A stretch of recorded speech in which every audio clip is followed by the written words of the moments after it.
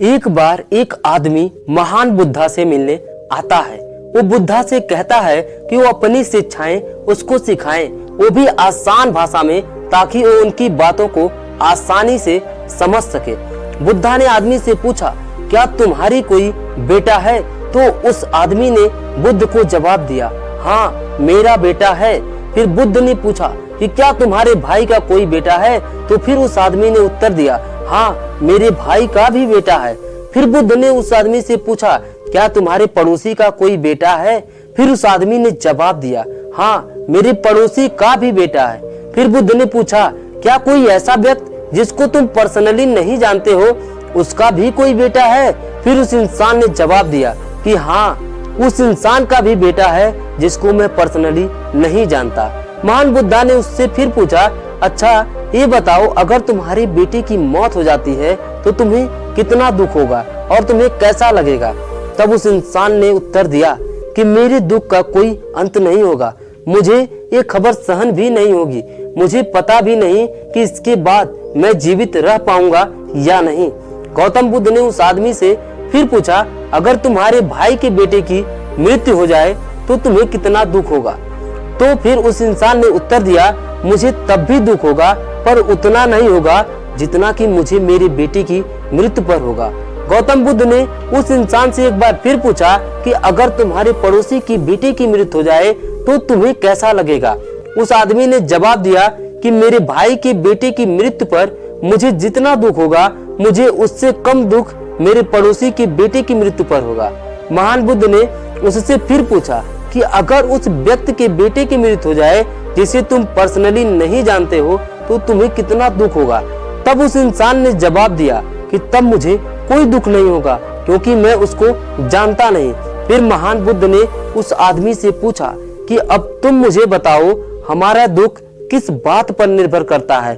कुछ देर सोचने के बाद उस इंसान ने जवाब दिया कि हे बुद्ध, हम कितने दुखी होंगे इस बात पर निर्भर करता है कि हम किसी चीज से कितना जुड़े हैं, उस चीज से हमें कितना लगाव है और किस हद तक उसे हम अपना मानते हैं। बुद्धा ने कहा, बहुत बढ़िया। बुद्धा ने फिर उससे सवाल पूछा कि अगर तुम अपने बच्चे को लेकर समुद्र के किनारे जाओगे तो वो रेत का घर बनाकर खेलेगा ही, और जब उस समुद्र की लहरें आएंगी और उस बच्चे द्वारा बनाए घर को ले जाएंगे तो उस बच्चे को क्या महसूस होगा? बुद्ध ने उस आदमी से पूछा।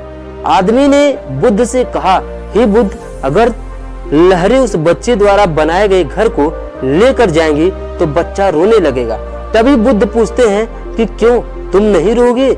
आदमी ने कहा कि बुद्ध जी, उस बच्चे को लगता है कि रेत का घर सुंदर है और हमेशा वही रहेगा, इसलिए उसका जुड़ा उस रेत के घर के साथ हो जाता है, इसलिए वो रोने लगता है। और मुझे यह पता है ये रेत का घर परमानेंट नहीं है, जब भी समुद्र की लहरें आएंगी उसे अपने साथ बहा कर लेकर जाएंगी, इसलिए मुझे दुख नहीं होता उसके टूटने पर। महान बुद्धा मुस्कुराए और बोले, अब तुम समझ गए।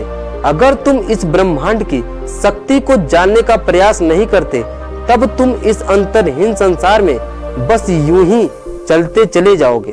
तब तुम और रेत का घर टूटता हुआ देखकर रोने वाले उस बच्चे में कोई फर्क नहीं रह जाएगा।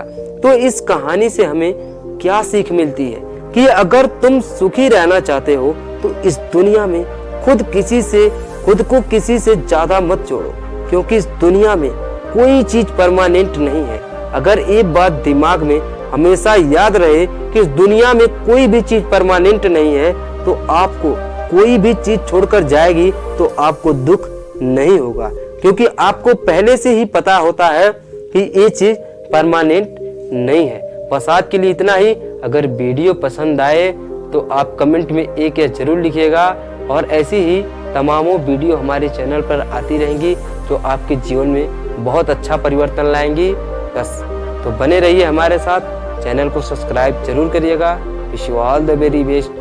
मैं विजय, एजे विजय से आपके सपनों को सपोर्ट करता हूँ।